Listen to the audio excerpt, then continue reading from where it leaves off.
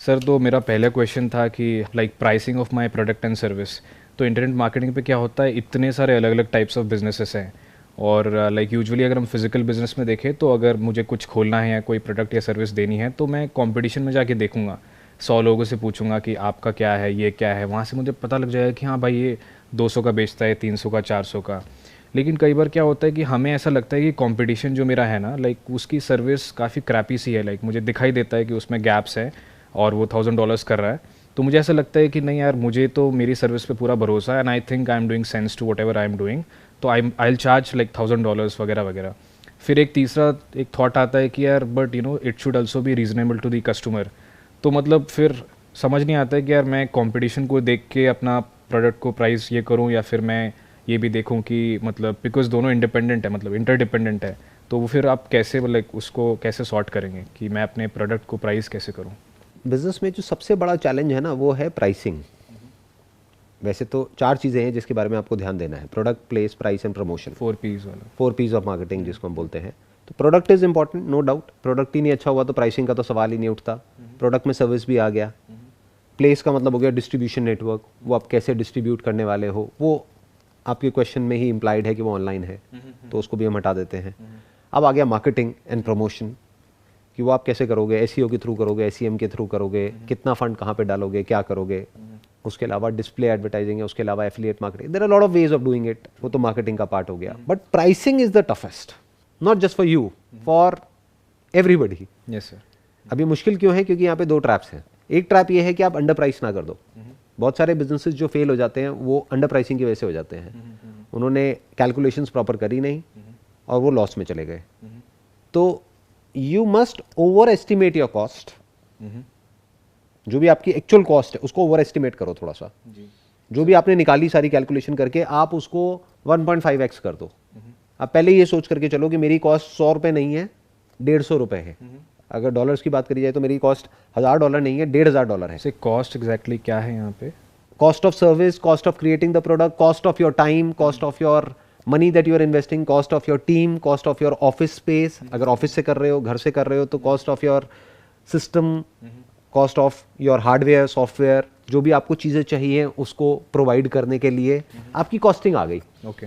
जिस भी प्लेटफॉर्म को आप यूज़ कर रहे हो वो आ गई, प्रोडक्ट की कॉस्ट आ गई, बीच में जो लोग हैं उनकी कॉस्ट आ गई, डिलीवरी की कॉस्ट आ गई, सारा आ गया। तो आपने वो सारा कैलकुलेट किया तो वो मानो आ रही है $500। तो पहले ही उसको बढ़ा दो अपने माइंड में। आप ये सोचो कि मेरी कॉस्ट ही $750 है, तो वहाँ बच गए। ऐसा क्यों कर रहे हैं वैसे हम? ऐसा आप इसलिए कर रहे हो क्योंकि कॉस्ट को हम हमेशा अंडर एस्टिमेट करते हैं। जब एक्चुअल में बिजनेस करते हैं तो बाद में जाकर के समझ आता है कि जितना हमने सोचा था उससे ज़्यादा लग गया, फिर बिजनेस फेल हो जाता है। तो जिससे कि बिजनेस फेल ना हो, most important thing that you need to ensure in a business is कि वो बिजनेस चलता रहे। ये मैं बात कर रहा हूँ बूटस्ट्रैप की। अगर आपके पास में कोई इन्वेस्टर है, उसने आपको फंडिंग दे दी है तो बात अलग है। फिर तो then you have got deep pockets के आप स्पेंड करते जा रहे हो, ब्लीड कर रहे हो 2-3 साल तक, बट फर्क नहीं पड़ रहा है। फंडिंग आती जा रही है, उसको आप लगाते जा रहे हो, लॉस हो रहा है, प्रॉफिट हो रहा है, कोई फर्क नहीं पड़ता। बट मैं बात कर रहा हूँ आपने अपनी जेब से पैसा लगाया, क्योंकि आपके इस क्वेश्चन से ही समझ आ रहा है, you don't have an investor, आप अपना पैसा खुद लगा रहे हो। तो यू मस्ट इंश्योर कि उसमें प्रॉफिट हो, वो लॉस में ना चला जाए business. Okay. That is the most important factor that you need to take it into consideration. कि अगर आप एक प्रोडक्ट को प्राइस करने का सोच रहे हो, मानो $1000, $2000, $3000, तो आपके माइंड में कंफ्यूजन हो रही है मैं कितना करूं। तो सबसे पहले अपनी कॉस्ट देखो। ओके। आपको कॉस्ट समझ आई, मेरा सब कुछ मिला के ये करके वो करके एट अ रियलिस्टिक लेवल $500 मेरी कॉस्ट आ रही है। ठीक है। उसको आपने पहले ही 1.5 कर दिया, ओके। $750 कर दिया, ये हो गई मेरी कॉस्ट। ठीक है। अब मुझे मिनिमम एक अमाउंट चाहिए एक बिजनेस को इफेक्टिवली रन करने के लिए, जो आपका प्रॉफिट है। बिना उस प्रॉफिट के आप क्या करोगे? अब इस कॉस्ट में ये जो $500 है, आपकी मार्केटिंग कॉस्ट भी आ गई, प्रोडक्ट की भी आ गई, सारी कॉस्ट आ गई। उसके बाद भी आपने 750 किया। फिर आपने कहा कि अब मैं मिनिमम मुझे 25% तो चाहिए ही। You talking about profit margins, right? Profit margin कि अगर मैं $1000 का बेचूंगा तो 750 की मेरी कॉस्ट है, मुझे 25% चाहिए। पहले अपने माइंड में क्लियर कर लो कि मेरी कॉस्ट $750 है। तो कॉस्ट को आपने हल्का सा इन्फ्लेट किया अपने माइंड में, क्योंकि कम है तो आपका अच्छा ही है ना, फिर आपका क्या गया, उसमें तो आपका फायदा ही है, बट नुकसान में आप नहीं गए। तो एक प्रॉब्लम आपकी ये सॉल्व हुई। अब दूसरी प्रॉब्लम आएगी कि अब ऊपर कितना करें प्राइसिंग, उसकी कोई लिमिट ही नहीं है। बिल्कुल। आप 1500 कर दो, 2000 कर दो, आपको ऐसे ऐसे लोग दिख जाएंगे जो 3000 का भी कर रहे हैं, 5000 का भी कर रहे हैं। आप कहोगे यार मैं क्या करूं, कहां पे रखूं? तो उनको छोड़ दो वो क्या कर रहे हैं। आप ये देखो कि कस्टमर क्या चाहता है, that is called the gap in the market. हो सकता है बाकी सब जो हैं वो $2000 पे काम कर रहे हैं, पर $2000 में आप देखोगे तो कंपटीशन बहुत ज्यादा है। बिल्कुल बिल्कुल सर। क्योंकि एक प्लेयर नहीं है, 100 प्लेयर है और सब उसी के आसपास घूम रहे हैं, 2000, 2500, 3000। तो अगर आप घुस रहे हो उस इंडस्ट्री में और स्पेशली इंडिया से आप एंटर कर रहे हो, जब आप डॉलर्स की बात कर रहे हो, that means you are targeting the global market और स्पेसिफिकली द यूएस मार्केट। बिल्कुल। तो अब आप अगर यहां से जा रहे हो तो आपके पास में जो एडवांटेज है वो है कॉस्ट एडवांटेज, जो उनके पास में नहीं है। वहां पे तो मिनिमम वेजेस ही $40,000 है। बिल्कुल सर बिल्कुल। अगर आप इंडिया की बात करो तो यहाँ पे मिनिमम वेजेस क्या है, बहुत कम, फ्रैक्शन ऑफ दैट कॉस्ट। तो आप कॉस्ट में खेल जाओगे, तो आप कॉस्ट में आपको बेनिफिट होने वाला है बहुत बड़ा। तो उस एडवांटेज को एनकैश करने की कोशिश करो एट अ ग्लोबल लेवल। ये विजन होनी चाहिए। ये नहीं कि वो 2000 ले रहे तो मैं भी 2000 लूंगा। तो आपको कॉम्पीट भी तो फिर 10 के साथ करना पड़ेगा ना, और प्लस उनको 10 साल हो गए बिजनेस में, आप तो अभी नए एंटर कर रहे हो। जब आपका एक क्लाइंट बेस हो जाएगा 1-2 साल में और आप प्रॉफिट में चल रहे हो, तब थोड़ा थोड़ा करके अपनी प्राइस बढ़ा लेना, कौन मना कर रहा है। जैसे मैंने भी आपको जो कैलकुलेशंस बताई उसके अकॉर्डिंग 2 ट्रैप्स है। एक है आप अंडर प्राइस ना कर दो, उसको हमने संभाल लिया कॉस्ट को 1.5x करके, प्लस आप ओवर प्राइस ना कर दो, इसलिए यहां पर हमने उसको भी संभाल लिया कि वो करने के बाद भी आपने अपना प्रॉफिट मार्जिन एक रीजनेबल अमाउंट पे रखा, कि सब कुछ काटने के बाद भी, सारा खर्चा निकालने के बाद भी मुझे इतना तो बच जाएगा। और ये सर 25% लाइक ये फिगर कहाँ से आया हुआ है, मतलब या इसका कोई as such hard and fast rule नहीं है, बट किसी भी इंडस्ट्री में एंट्री करने के लिए this is a good strategy. क्योंकि शुरू में आपने एक बार मार्केट कैप्चर कर लिया तो प्राइस बढ़ाना तो बहुत आसान है, बट अगर आपने प्राइस ज्यादा रख दिया और बिजनेस ही फेल हो गया तो अब क्या करोगे। बिल्कुल, फिर तो फंस गए। तो ये यहां से आया कि एटलीस्ट बिजनेस तो चले। बिजनेस चले मतलब क्या, ना वो अंडर प्राइस होना चाहिए ना ओवर प्राइस होना चाहिए। मतलब कुछ तो डिस्ट्रप्शन हो मार्केट में, कि अगर सब $2-3 हज़ार $4,000 की बात कर रहे हैं तो आप $1,000 में कुछ दे रहे हो जो मार्केट में $2,000 का है। तो एक तरफ से आपको ये हो गया कि अगर कल को बिजनेस फेल भी हुआ तो एटलीस्ट मेरी प्राइसिंग स्ट्रैटेजी की वजह से नहीं हुआ। बिल्कुल बिल्कुल, मेक सेंस। तो अगर इस तरह से आप चलते हो, जिस तरह से मैं बात कर रहा हूं, तो इसमें क्या होगा, लॉन्ग टर्म में आप धीरे धीरे अपनी प्राइस बढ़ा भी सकते हो, बट तब क्या होगा कि आपको मार्केट फीडबैक मिलने के बाद में आप उसको बढ़ा रहे हो। जब आपको पता है कि मेरी अब इतनी सेल हो रही है, चल गया तो मैं अब चल गया है, अब मैं एक और रेंज निकाल देता हूँ, एक अभी ये बेसिक है तो अब एक प्रीमियम भी निकाल देता हूँ, अब ये निकाल देता हूँ, वो निकाल देता हूँ। देन ग्रेजुअली आप इवॉल्व कर सकते हो चीज़ों को, मार्कअप कर सकते हो और चीज़ें, मतलब एड ऑन्स दे सकते हो। बहुत चीज़ें हैं, बहुत कुछ किया जा सकता है, कोई लिमिट ही नहीं है क्या क्या किया जा सकता है। True true. But in the beginning ये दोनों ट्रैप से बचना है। Just to sum up this whole conversation, एक अंडर प्राइसिंग, दूसरा ओवर प्राइसिंग, दोनों तरफ फेलियर है। और 99% जो बिजनेसेस फेल होते हैं ना, उसके पीछे यही रीजन होता है, या तो प्राइसिंग बहुत ज्यादा रख देते हैं कंपटीशन को देख करके, बट वो ये नहीं देखते कंपटीशन के पास में ब्रांड इक्विटी भी है। बिल्कुल बिल्कुल बिल्कुल। उसके पास में फर्स्ट मूवर एडवांटेज है, उसके पास में एक्सपीरियंस है, उसके पास में डेटा है, उसको एग्जैक्टली पता है कि कौन सा कस्टमर क्या करके आता है और वो क्यों लेता है। प्लस उसके पास में एक ट्रस्ट है जो ऑलरेडी बिल्ड हुआ है कई सालों में। वो इसमें से कुछ भी आपके पास में तो है नहीं, बट प्राइसिंग हमने उसको देख करके अपनी रख दी, फिर हम फेल हो गए। अब हमको यही नहीं पता कि हम फेल क्यों हुए हैं, क्योंकि प्राइसिंग पे हम जा करके अटक जाते हैं। Okay sir, next question was related to failures.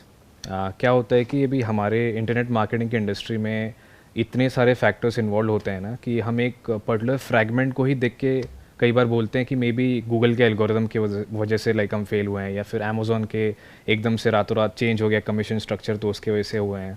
तो I just wanted to know कि for an internet marketer, because आपका भी डोमेन है, लाइक वहीं से सब कुछ हो रहा है, तो how do you study your failures, या फिर हम अपने फेलियर्स को ब्रेक डाउन कैसे करें ताकि हम वहाँ से जो भी कुछ सीखें ना वो नेक्स्ट टाइम यूज़ हो। और उसमें भी तो प्रॉब्लम ये होती है कि एक फेलियर समझो आज हो गया, तो आज इतने सारे फैक्टर्स इन्वॉल्व है जिसकी वजह से वो फेलियर हुआ है, नेक्स्ट टाइम पूरी सिचुएशन ही बदलने वाली है।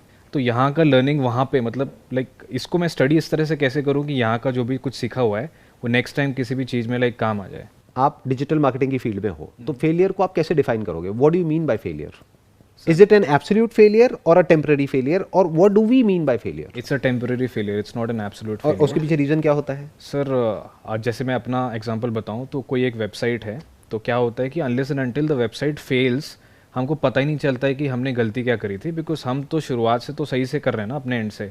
तो एकदम से जब गूगल का एल्गोरिथमिक अपडेट आता है, बिकॉज मैं डिपेंडेंट हूँ यहाँ पे कहीं और, क्योंकि मेरा डायरेक्ट इंटरेक्शन कस्टमर के साथ यू नहीं टॉकिंग हो अबाउट रहा। एसईओ कि आप SEO एसईओ कर रहे जी हो जी जी जी। और एल्गोरिथम ही चेंज हो गया पीछे हाँ से। हाँ हाँ, बिल्कुल। तो फिर स्टडी करने के लिए क्या है, और ऑब्वियसली गूगल कभी हमें ये नहीं बताते कि कौन से फैक्टर्स इन्वॉल्व थे जिसकी वजह से आपकी साइट जो है पिनलाइज हुई है वॉट एवर। तो इतना कुछ इन्वॉल्व होता है ना, कई बार समझ नहीं आता कि यार मैं इसको स्टडी कैसे करूँ, और नेक्स्ट टाइम तो सिचुएशन पूरी की पूरी अलग होने वाली है। और होता क्या है, टाइम टू टाइम नए नए रूल्स एंड रेगुलेशंस आते रहते हैं। एग्जैक्टली। जैसे अभी मैंने सुना है डिजिटल मार्केटर्स को जो बहुत दिक्कत आ रही है, फेसबुक उनकी एड्स को बैन कर देता है। Exactly, ये sir, बहुत हो रहा कॉमन है। बिल्कुल बिल्कुल। हाँ, गूगल अपना एल्गो चेंज करता रहता है। और बहुत सारे ऐसे प्रोडक्ट्स हैं जो गवर्नमेंट की तरफ से ही एग्जैक्टली रेगुलेशन आ जाती है कि इन प्रोडक्ट्स की एडवर्टाइजिंग अब ऐसे होगी, वैसे होगी, ऐसे नहीं होगी, वट एवर इट इज। तो there are lots and lots of factors which are involve in all of these things, right. तो पहले से हमको सारे फैक्टर्स पता है, हमें ये नहीं पता कि क्या होने वाला है, बट हमें ये पता है कि ये एक अनसर्टेन पाथ है। अनसर्टेन है, एग्जैक्टली। अनसर्टेन पाथ पे हम चल क्यों रहे हैं? क्योंकि आप और जो पार्टीज हैं उन पे डिपेंड कर रहे हो अपने बिजनेस के लिए। बिल्कुल। जहां उन्होंने पॉलिसी चेंज करी, फॉर एग्जांपल किसी मार्केट प्लेस के थ्रू आप कोई काम कर रहे हो, अब जो कंट्रोल है वो किसके हाथ में है? मार्केट प्लेस के हाथ में है। क्योंकि बहुत कम लोग इस बात को समझ पाते हैं, वो बड़ी जल्दी एक्साइटेड हो जाते हैं। किसी मार्केट प्लेस पे गए, वहां पे एकदम से कुछ लिस्ट किया, सेल बढ़ गई, एक्साइटेड हो गए, बिल्कुल। नई गाड़ी खरीद ली और खर्चे कर रहे हैं, शॉपिंग कर रहे हैं, ये कर रहे हैं, वो कर रहे हैं।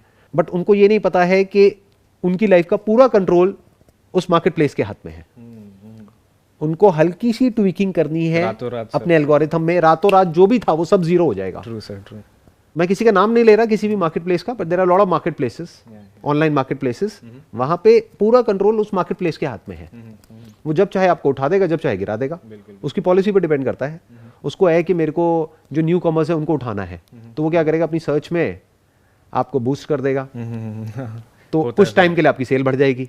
फिर जब उसको समझ आ गया कि अब शेर के मुंह खून लग चुका है, उनको ये मोटा मोटा समझ आ गया कि अब आप कहीं जाने वाले नहीं हो, तो अब क्या करेगा, अब आपको पीछे कर देगा। अब आपको ऊपर आने के लिए उसी में ऐड चलानी पड़ेगी, उसी प्लेटफॉर्म में। अब ऐड में इतना पैसा आपका लग गया कि एंड में आप जब कैलकुलेशंस करोगे तो आप देखोगे आप माइनस में जा रहे हो। बिल्कुल बिल्कुल। जब उसका कमीशन चला गया, ऐड चला गया, ये चला गया, वो चला गया, सारा निकाल के जब आप एंड में देखोगे हाथ में कुछ भी नहीं आया। तो अब आप पूरी तरह से उन पर डिपेंड हो। वो जब चाहे आपको 1 सेकंड में उठा सकता है, 1 सेकंड में गिरा सकता है, इन वन शॉट। वो पूरा कंट्रोल उसके हाथ में है। उसकी स्ट्रैटेजी पे डिपेंड करता है कि आप कितना कमाओगे, कितना नहीं। नंबर 1। नंबर 2, अब क्या करो, फिर अपना कुछ क्रिएट करो। जैसे एक रूट हो सकता है किसी प्लेटफॉर्म के थ्रू जाने का, एक है अपना ही एक प्लेटफॉर्म क्रिएट कर दो। I am not talking about a market place, I am talking about a store, an online store.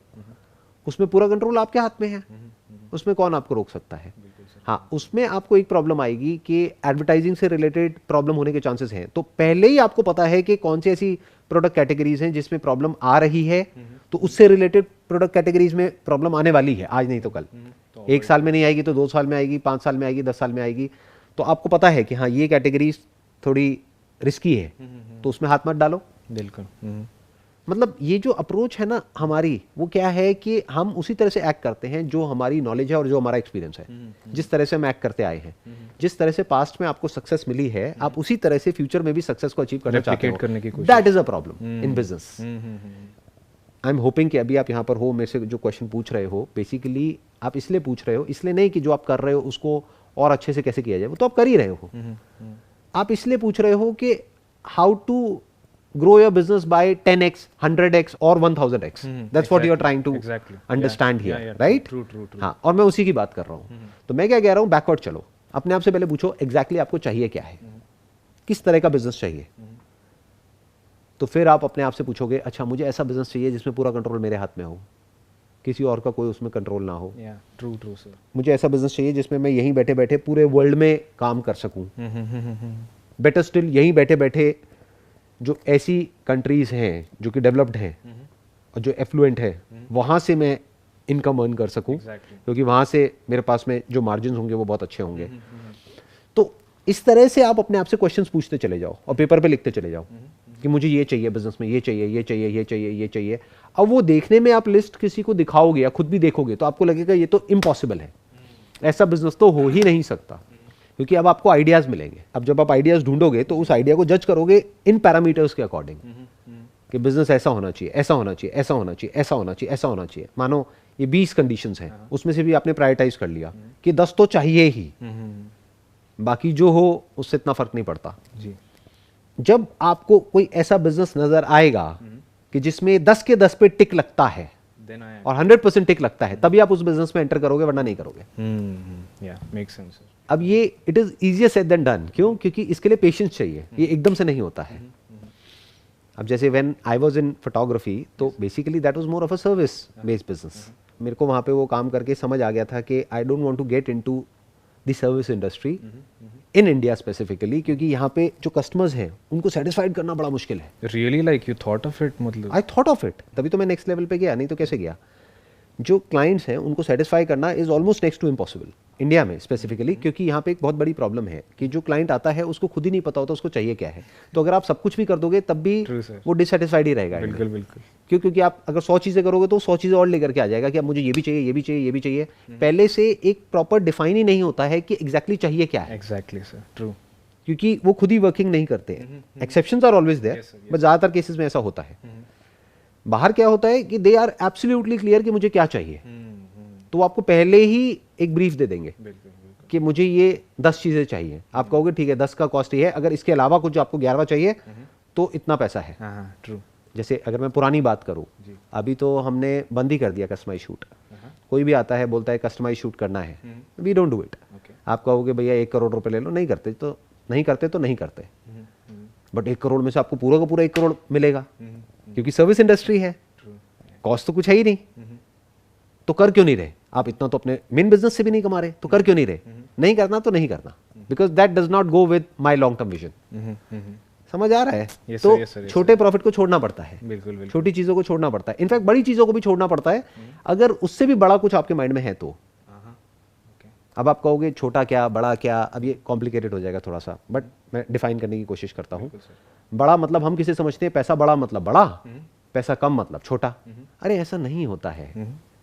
पैसा एक लेवल के बाद में जा करके इतना इंपॉर्टेंट नहीं होता है जितना कि पीस ऑफ माइंड होता है। बिल्कुल बिल्कुल सर, आई एग्री विद यू। तो ऐसा काम जहां से कि मेरा पीस ऑफ माइंड डिस्टर्ब होता है, यानी कस्टमाइज शूट, वो हम नहीं करेंगे तो नहीं करेंगे एट एनी कॉस्ट। वहां से हम अपने इस बिजनेस से 10 गुना ज्यादा कमा सकते हैं, नहीं करेंगे तो नहीं करेंगे। सर वो तो अभी आपने डिफाइन किया है कि मेरे लिए पीस ऑफ माइंड है, बिकॉज यू हैव, जैसे कि एक बंदा जब पैसे के ऊपर आ जाता है तब, अनलेस एंड अनटिल वो डिफाइन नहीं था कि पीस ऑफ माइंड मेरे लिए प्रायोरिटी है, तब तक भी आप यही अप्रोच रहती थी या? बिल्कुल शुरू में ये अप्रोच नहीं थी। तब तो जो भी काम आ रहा है, जहां से भी आ रहा है, जैसा भी आ रहा है, कर दिया, क्योंकि करके ही तो समझ आया कि प्रॉब्लम क्या है। बिल्कुल। कि क्लाइंट है उसके लिए हम शूट कर रहे हैं, बात हुई है 20 प्रोडक्ट की, उसके बाद में वो 50 प्रोडक्ट लेकर के आ गया और 8 घंटे हो चुके हैं शूट करते करते। अब वो कह रहा है कि सर ये भी कर दो, सर ये भी कर दो, सर ये भी कर दो। बट हम कह रहे हो तो क्या आपका शूट, आपका जो पर्पस है वो तो सॉल्व हो रहा है इस 20 प्रोडक्ट्स में। लेकिन वो कह रहा है नहीं मेरे तो अब 50 प्रोडक्ट्स हैं। हम कह रहे हैं 20 की बात हुई थी, नहीं अब कर दो ना सर, प्लीज़ कर दो ना। तो 12 घंटे हो गए, 14 घंटे हो गए, उसके बाद में भी कमियां निकल रही है कि भाई ये सही नहीं हुआ, ये अच्छा नहीं हुआ, वो नहीं अच्छा, दोबारा कर दो, अगले दिन कर दो, फिर ये कर दो, फिर वो कर दो। मतलब दिया है 5,000 रुपये, बट वो चाहेंगे कि वैल्यू उनको मिल जाए 50,000 रुपये की। तो वहां से ये करके ही समझ आया। तो शुरू में क्या था कि जो भी काम आ रहा है कर दो, फिर करते करते समझ आया अच्छा नहीं इसमें हेडेक ज़्यादा है, इसमें कम है, तो चलो ये करते हैं। फिर समझ आया कि now let's think about going on the next level. तो फिर हमने उसको बंद ही कर दिया, और उसी लेवल पे बंद कर दिया जब हम एक्चुअल में वहां से कमा रहे थे और यहाँ से 0 कमा रहे थे। Oh okay. तब बंद किया। ऐसा नहीं कि वो बड़ा हो गया था फिर हमने उसको बंद किया ना, based upon the long term vision, क्योंकि मुझे पता था कि ये करके क्या होने वाला है, तो वो बंद कर दिया। फिर जब वो बंद किया तो उसका बहुत बड़ा बेनिफिट हुआ लॉन्ग टर्म में। शॉर्ट टर्म में लॉस हुआ 1-2 साल तक, बट लॉन्ग टर्म में बेनिफिट हुआ क्योंकि सारी एनर्जीज वहीं पे फोकस्ड हो गई ना, हमारी और हमारी पूरी टीम की। तो वो कैसे हुआ? क्योंकि मैंने अपने आप से कुछ क्वेश्चंस पूछे कि यार मुझे ये काम नहीं करना है और ये करना है। अब उसका आंसर मेरे पास में नहीं था, कई साल लगे आंसर तक पहुंचने में, बट जब फाइनली पहुंचा तो वो आंसर बिल्कुल ऐसा था जो एग्जैक्टली मैच हो गया जो मेरे माइंड में जो विजन थी उससे। कि मेरे माइंड में जो 10 पॉइंट थे उनसे सारे मैच हो गए, सारे टिक होते चले गए कि स्टॉक ऑनलाइन होना चाहिए, ऑफलाइन नहीं होना चाहिए, कोई डिलीवरी नहीं होनी चाहिए, ऑनलाइन डिलीवरी होनी चाहिए, काम ऐसा होना चाहिए कि माल तो बिक जाए लेकिन स्टॉक कम ना हो। बिल्कुल, कि एक प्रोडक्ट को हम 100 बार भी बेच सके। एक बार प्रोडक्ट क्रिएट कर दिया तो पूरी जिंदगी के लिए वो प्रोडक्ट हमारे पास में रहे, उसका ओनरशिप हमारे पास में रहे, उसका कंट्रोल हमारे पास में रहे, किसी थर्ड पार्टी पे हम डिपेंड ना हो, किसी मार्केट प्लेस के थ्रू नहीं जाना है. That was the easier route at that point in time. There were lot of market places globally. हम वहां पे चले जाते हैं, उनके थ्रू कर देते हैं. तो लोग क्या होता है, शॉर्ट टर्म में आसान रास्ता पकड़ लेते हैं, लॉन्ग टर्म में वो मुश्किल हो जाता है. फिर वो कठपुतली की तरह हो जाते हैं, फिर उनकी डोर किसी और के हाथ में होती है, वो उनको नचाते हैं. और यही हुआ हमारे साथ, जिन्होंने शुरू किया था 15 साल पहले, तो उन्होंने मार्केट प्लेस का रूट पकड़ा. That was the easy way out. खुद कुछ ना साइट बनानी, ना हेडेक, ना मार्केटिंग, ना ये ना वो, कुछ करने की जरूरत नहीं है. बट वो सब रो रहे हैं. क्यों? क्योंकि अब मार्केट प्लेस ने क्या किया उस टाइम पे, तो क्योंकि उनको जरूरत थी कंट्रीब्यूटर्स की, तो कमीशन दिया 60%, 70%, फिर धीरे धीरे कम किया. 60 का कर दिया 50, 50 का कर दिया 40, 40 का कर दिया 30, अब कर दिया 20%. कंट्रीब्यूटर को मिलता है 20%, उनको मिलता है 80% जो मार्केट प्लेस है. तो 20% में उनका खर्चा भी नहीं निकलता है. अब वो रो रहे हैं, कह रहे हैं हमारे तो 15 साल खराब हो गए. मैंने कहा ये तो होना ही था. तो आपने वो रूट ही गलत पकड़ा ना. तो वो जो फेल हुए वो अपनी विजन की वजह से फेल हुए. It is all about common sense. आपको ये समझना है कि जो भी कंपनी है जिससे भी आप जुड़ रहे हो या जिस पे डिपेंड हो रहे हो, उसको आपके प्रॉफिट की नहीं पड़ी है, उसको अपने प्रॉफिट की पड़ी है. ट्रू सर, बिल्कुल.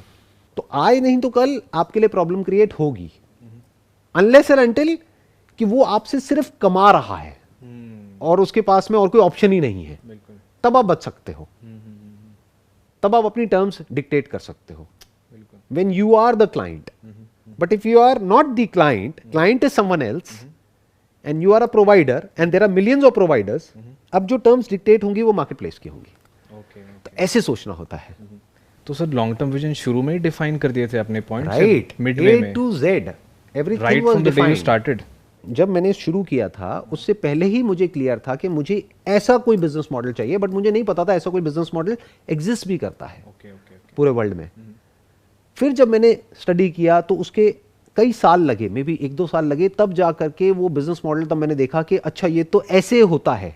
वो भी एक्सीडेंटली हुआ था कि एक हमने कहीं पे फोटोग्राफ भेजी थी, तब उन्होंने बोला, मैंने बताया भी था अपने पिछले कुछ सेशंस में, तब उन्होंने बोला कि भाई हम इसी को यूज कर लेते हैं ना, इसी फोटो को, हमारे पास में टाइम नहीं है, ऐड 2 दिन में निकलना है. तो हमने कहा कर लो, कोई बात नहीं. उसमें से हमने थोड़ा मॉडल को दे दिया, थोड़ा खुद अपने पास में रख लिया और ये वो करके, तो वहां से दिमाग चला. मैंने कहा अच्छा ये भी हो सकता है. मैंने कहा ये तो उससे मैच हो रहा है काफी हद तक. फिर मैंने स्टडी किया इंटरनेशनली, तब मैंने देखा तो it was kind of overwhelming, क्योंकि उन लोगों के पास में था बहुत सारा कंटेंट, हमारे पास में था 0. उनके पास में हजारों कैटेगरीज, हर कैटेगरी में लाखों इमेजेस. तो मैंने कहा यार ये तो बहुत मुश्किल है करना. फिर मैंने कहा नहीं, लेकिन लॉन्ग टर्म में तो हो जाएगा ना. अभी मुश्किल है, 2-3 साल लगेंगे, बट हो जाएगा. और जब अपना होगा और अपना ही प्लेटफॉर्म होगा, तो ना हम किसी पे डिपेंड है, ना किसी को आंसर देना है, ना कुछ करना है, खत्म. तो वो जो भी सोचा था वो सब अचीव हो गया. Got your point. तो पहले डिफाइन करना होता है. तो whatever you are doing, whatever you are creating, you need to define it very very clearly in your mind कि this is what I exactly want. और उसमें जो भी आपका पास्ट एक्सपीरियंस है, जो भी आपका स्किल सेट है, सब कुछ कनेक्ट हो जाता है. जो भी आपकी अंडरस्टैंडिंग है एक बढ़िया लाइफ को लेकर के, जैसे बहुत लोगों को पता नहीं है और शायद किसी को पता नहीं है जो भी अभी वीडियो में देख रहे हैं, मैंने कभी बताया भी नहीं कि मैंने एक इंश्योरेंस की भी एजेंसी ली थी शुरू में at the age of around 19-20 years. तो I became an insurance agent. तो मेरे को वहाँ पे जो सबसे अच्छा लगा था वो ये था कि इंश्योरेंस में क्या होता है, एक बार एक पॉलिसी को बेचा, जब तक वो पॉलिसी रिन्यू होती रहेगी, यानी 10 साल तक, 15 साल तक, 20 साल तक, तब तक एक रिकरिंग इनकम आती रहेगी हर साल की. वो परसेंटेज वाइज कम होती है, बट जैसे से बेस बड़ा होता चला जाता है तो वो पैसिव इनकम हो गई. तो वहां से मुझे पैसिव इनकम का कॉन्सेप्ट बड़ा अच्छा लगा था. फिर आया कि सर्विस इंडस्ट्री में नहीं जाना है, वो कहां से आया, यहां से आया, on the basis of the experience जो भी सर्विस इंडस्ट्री में मैंने किया उसके बेस पे, कि नहीं इसमें नहीं जाना तो नहीं जाना, कि बुराई ज्यादा मिलती है और प्रॉब्लम ज्यादा है, रिवॉर्ड है but in proportion to the stress, reward कुछ भी नहीं है. Reward is not important, reward is secondary, peace of mind is primary and creativity is primary, कि हम जो करें अपने हिसाब से करें. तो now we are more like trend setters in the market, we are the market leaders. हमारी काइंड ऑफ, आप कह सकते हो kind of, not exactly, but monopoly है इस सेगमेंट में. तो पहले ही माइंड में था कि हाँ कुछ ऐसा करना है कि we will be the trend setters. So ऐसे सोचना होता है और एक बार एक बिजनेस को क्रिएट करना है और फिर उसके बाद में अगले 10 साल, 20 साल, 30 साल, 40 साल अगर हम कुछ ना भी करें तब भी वहां से रिकरिंग इनकम आती रहेगी. सारे पॉइंट्स कनेक्टेड हो गए बेसिकली. और हमेशा फेयर चलना है, वो बिल्कुल क्लियर था माइंड में. तो एक हमारा ही ऐसा मार्केट प्लेस है जहां पर के हमने जहां से शुरू किया था वहां पर ही आज है इन टर्म्स ऑफ परसेंटेज. कि मतलब और लोगों ने क्या किया, कॉम्पिटिटर्स ने पहले कंट्रीब्यूटर को देते थे 60%, फिर कम करते करते 20% पे आ गए। हमने जब शुरू किया तो 50-50 से किया, आज भी 50-50 पे है। अच्छा, आज भी वही है। Exactly, no changes for the smallest of contributor and the biggest of contributor. Wow, okay. जिसकी हमारे पास में 10,000 इमेजेस हैं उसके लिए भी यही है, और जिसकी 10 इमेजेस हैं उसके लिए भी यही है, स्टैंडर्ड है। एक और था लिस्ट ऑफ पॉइंट्स में कि यार मेरे को मॉडल से पैसे नहीं लेने हैं। क्यों? क्योंकि जब पैसे लेते हैं तो हम आंसरेबल हो जाते हैं, अकाउंटेबल हो जाते हैं। ये मेरा सीधा सा फंडा है लाइफ का। The moment you take money from someone you become accountable, although not legally, क्योंकि आप उनसे कॉन्ट्रैक्ट कर सकते हो कि भाई काम की हमारी गारंटी नहीं है, बट मॉरली एथिकली तो आप अकाउंटेबल हो गए ना। बट अगर मैंने आपको पैसे दिए तो कौन है अकाउंटेबल? तब आप हो। बिल्कुल बिल्कुल। तो ये था विजन में। Got your points. तो ये भी उसमें आ गया कि हमने पैसे नहीं लेने हैं तो नहीं लिए। ऐसे करके बहुत सारे पॉइंट्स थे, और इस सबका डायरेक्ट कनेक्शन किससे था? एक ऐसी लाइफ से which I wanted for myself. बिल्कुल, गॉट योर पॉइंट। तभी तो ये सब कर पा रहा हूँ। एग्जैक्टली। अभी जो हम बैठे हैं और ये जो डिस्कशन कर पा रहे हैं, ये जो ब्रेनस्टॉर्मिंग कर रहे हैं, आपसे बात करके मैं आपसे बहुत कुछ सीख रहा हूँ, इसमें मुझे मजा आता है। तो आप समझ गए सेंटर में क्या आ गया? जो मेरे 10 पॉइंट थे उसमें टॉप पे क्या था? I wanted freedom in terms of time and in terms of money, कि मैं जब चाहे जहाँ चाहे वहाँ जा सकूँ, किसी को कोई आंसरेबल ना हो, और जब बैठा हूँ जहाँ बैठा हूँ जो मेरा करने का जब मन कर रहा है तब करूँ, नहीं कर रहा तो ना करूँ। Make sense. अब जैसे ये सेशन ऑलमोस्ट खत्म हो गया है फ्रॉम दी व्यूअर्स पर्सपेक्टिव, तो अब मैं आपके साथ में बैठूंगा, और अगर मेरे को इंटरेस्ट आ रहा है तो ये कॉन्वर्सेशन हो सकता है 1-2 घंटे तक भी चलती रहे। बिल्कुल बिल्कुल। ये क्यों हो पा रहा है? क्योंकि ये आज से 15 साल पहले ही मैंने अपने लिए डिफाइन कर दिया था, आज इसलिए हो पा रहा है। इस तरह से डिफाइन करना होता है बिजनेस में, for business but for life, पूरा फॉर लाइफ। क्योंकि बिजनेस किसके लिए? लाइफ के लिए है। लाइफ बिजनेस के लिए थोड़ी है। एग्जैक्टली। लोग इसमें कंफ्यूज हो जाते हैं। लाइफ पैसे के लिए थोड़ी है, पैसा लाइफ के लिए है। इतनी बेसिक सी बात है, बहुत कम लोगों को ये बात समझ आती है। पैसा किस लिए है? सोचो, लाइफ के पैसे की अपने आप में क्या वैल्यू है? कुछ भी नहीं है। मानो आपके बैंक अकाउंट में बहुत पैसा है, और मान लो कि हेल्थ वाइज बहुत बुरी हालत है, किस काम का है वो पैसा? कुछ काम का नहीं है। या फिर चलो हेल्थ वाइज भी सब कुछ ठीक है, साइकोलॉजिकली आप डिस्टर्ब्ड हो, तो किस काम का है वो पैसा? सब बेकार हो गया। रिलेशनशिप्स की धज्जियां उड़ी हुई हैं, किस काम का है वो पैसा? सब बेकार हो गया। या फिर ये कह लो अंदर से एक सेटिस्फैक्शन नाम की चीज नहीं है, या जिसको भी खुशी कहते हैं वो नहीं है, पीस ऑफ माइंड नहीं है, स्ट्रेस है, एंजाइटी है, तो किस काम का है वो पैसा? तो ultimately money is for life, life is not for money. यहां पे जाके लोग फंस जाते हैं। शुरू में लाइफ का जो मोटिव होता है वो पैसा होता है, क्योंकि वो सर्वाइवल से कनेक्टेड है। बिल्कुल बिल्कुल सर, एक बार बट लोग नेक्स्ट जंप नहीं मार पाते। True sir, true. वो एक हैबिट बन जाती है, एक पैटर्न बन जाता है, एक तरह की प्रैक्टिस हो जाती है पैसे के पीछे गधों की तरह भागने की। फिर वो पूरी जिंदगी उसी के पीछे भागते रह जाते हैं, जबकि अब उनके पास में पैसा है, फिर भी किसके पीछे भाग रहे हैं? पैसे के पीछे। है ना बेवकूफ? बिल्कुल बिल्कुल सर, बिल्कुल। मैंने पहले भी अपने कई सेशंस में बोला है, बट मुझे एक्चुअल में बहुत ज़्यादा इरिटेशन होती है कुछ लोगों को देख करके, जो ये कुछ सेलेब्स हैं सो कॉल्ड, और वो ऐसी ऐसी एड्स करते हैं जिन एड्स में क्लियरली एड्स में बोलते हैं, गवर्नमेंट की तरफ से मैंडेट है कि आपको बोलना पड़ेगा कि ये सेहत के लिए बहुत ही हानिकारक है। अरे जब आपको पता है कि वो सेहत के लिए हानिकारक है, गवर्नमेंट कह रही है कि आप बोलो ऐड में कि वो सेहत के लिए हानिकारक है, फिर ऐसी चीज का ऐड क्यों कर रहे हो? डिफाइन नहीं है सर। कभी बैठ करके सोचते ही नहीं है कि हम क्या कर रहे हैं, क्यों कर रहे हैं। उनके अपने बच्चे हैं, वो बच्चे मेरी वीडियोस देखते हैं, तो वो अपने बच्चों से आंखें कैसे मिलाते हैं, मेरे को ये नहीं समझ आता है। अब वो बच्चे नहीं देखते होंगे, उनके कोई दोस्त देखते होंगे, वो भेजेंगे उस बच्चे को कि देखो तुम्हारे पिताजी के बारे में क्या बोल रहे हैं। तो जब वो बच्चा जाकर के पूछेगा अपने पिताजी से कि आप क्यों करते हो ये ऐड, तो वो क्या जवाब देगा? वो आदमी, उसने जो भी अचीव किया अपनी पूरी लाइफ में, 50-60 साल में, 70 साल में, वो सब जीरो हो गया एक सेकंड में। वो अपने उस बच्चे के इस सवाल का क्या जवाब देगा कि आपको क्या जरूरत है, क्यों करते हो ऐसा काम, क्यों करते हो? क्योंकि उनको पता ही नहीं है कि मैं क्या कर रहा हूं, क्यों कर रहा हूं। कभी बैठ करके सोचा ही नहीं है, अपने आप से पूछा ही नहीं है। उनको लगता है लाइफ का मतलब पैसा। अरे नहीं, पैसा लाइफ के लिए होता है। बिल्कुल। अगर आपको पैसा तो मिल गया, लेकिन उसकी वजह से कुछ लोगों की जिंदगी चली गई, उनको कोई ऐसी बीमारी हो गई जिसकी वजह से उनकी डेथ हो गई, तो उस डेथ के लिए कौन रिस्पॉन्सिबल है? इतनी बड़ी रिस्पॉन्सिबिलिटी आप अपने ऊपर लेकर के जी कैसे सकते हो? सोचने वाली बात है। You have to think about it. तो इस तरह से सोचना होता है, बट ऐसे बहुत कम लोग सोचते हैं। क्यों? क्योंकि आदत पड़ जाती है। लाइफ में आगे बढ़ जाते हैं लेकिन सोच वही रह जाती है, तो ग्रो नहीं कर पाते लाइफ में अंदर से। I hope you got all the answers जितने भी आपने क्वेश्चंस पूछे। Thanks a lot, yes sir. ठीक है।